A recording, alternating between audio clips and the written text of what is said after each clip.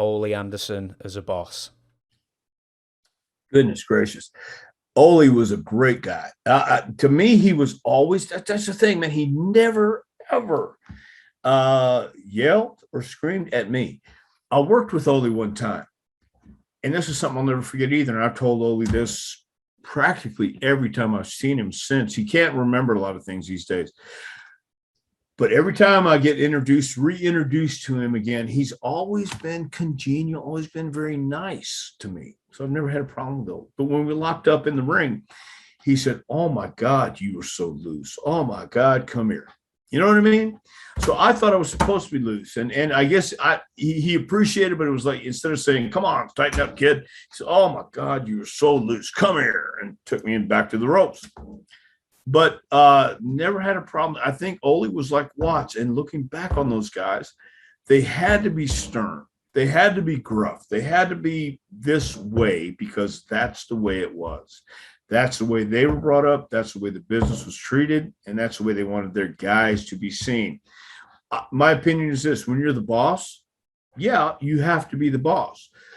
Can you relate to your talent? I think that's an asset. I think that's a plus. But you also have to let them know that they can't run over you. And if you start giving them an inch, they'll take 40 miles. I understand that now. I totally understand it, especially when you have to set the example and you've got to be the example.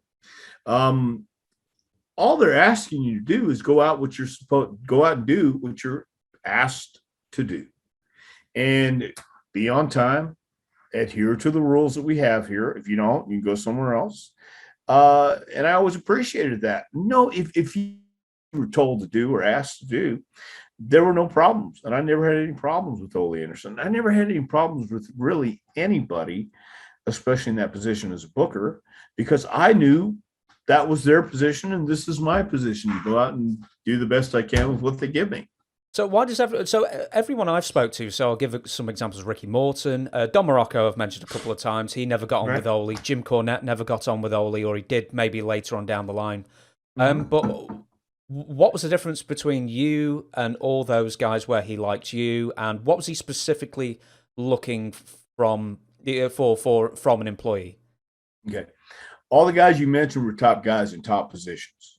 So there's going to be conflict. I wasn't figured in. I know that. And once again, that was all on me. That's all on talent that goes anywhere. It's up to you to get yourself noticed, figured in, and have ideas. I wasn't there. When you're on the card and there's nothing really to do except go out and have a great match or do whatever you can do, there was no reason to fuss. There was no reason to fight. When you're a top guy, I think you start seeing things from that top guy perspective, that you would do it this way. Only once you do it that way, well, screw you. I'm going to do it my way or I'm going to leave. So there's strong-willed personalities there. Jim Cornette, I think, respected Ole, certainly respected Ole, and had an insight into that grumpiness. And later on, look, you can't know what it's like until you arrive at that stage in life where you're going, why is he so grumpy all the time? Why is he bitching? Well, he's already had 30 years, 25 years of active wrestling with his guys, his crew. Then he sees this bunch of yahoos, these young yahoos, this young know-it-all Jim Cornette, this young know-it-all Ricky Morton, Morocco's out of his mind type stuff.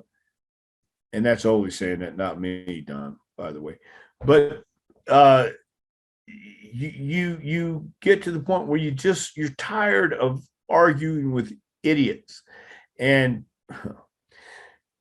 anybody that wants to be in wrestling ought to have their head examined, myself included. I should be at the top of the list of all the things I've ever lost. I miss my mind the most.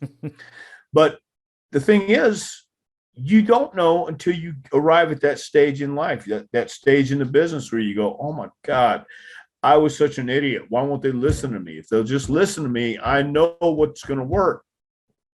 You don't find that out until later. Youth is wasted on the young. So when we're young, we screw up so bad, some of us, and some listen, some don't. So I think that was the main ingredient. Ole was on in his life, and the rock and roll come in. It's changing. It's not necessarily to his liking.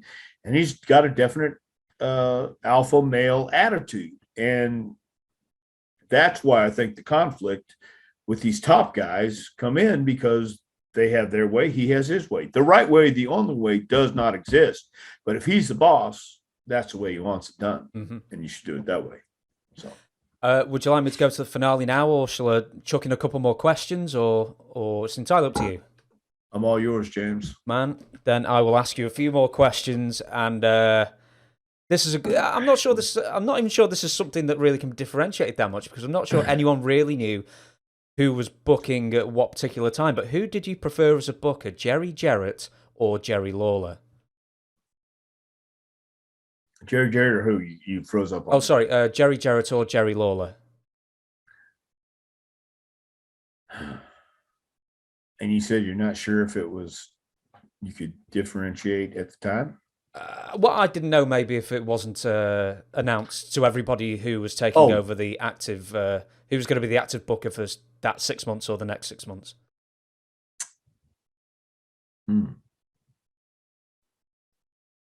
Well, that's a great question.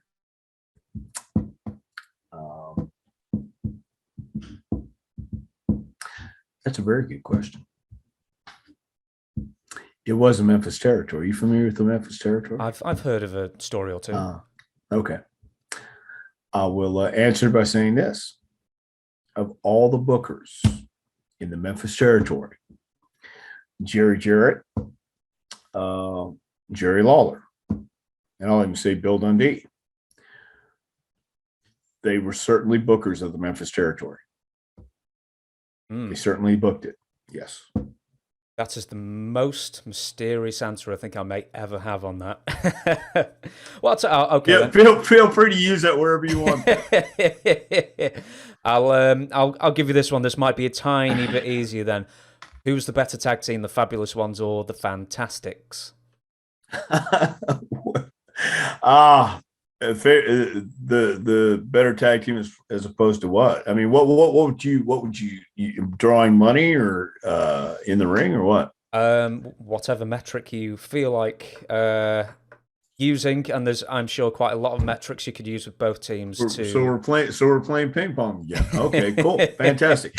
Well, let me say it like this: the Fabulous Ones being the prototype, being the first, and they actually drew money in Memphis, and they had Jackie Fargo, they had all these things on their side. They were selling more in gimmicks than they were making with the company and payoffs, if that tells you anything. And Bobby and Tommy were, as the Fantastics, trying to replicate what the Fabulous Ones did.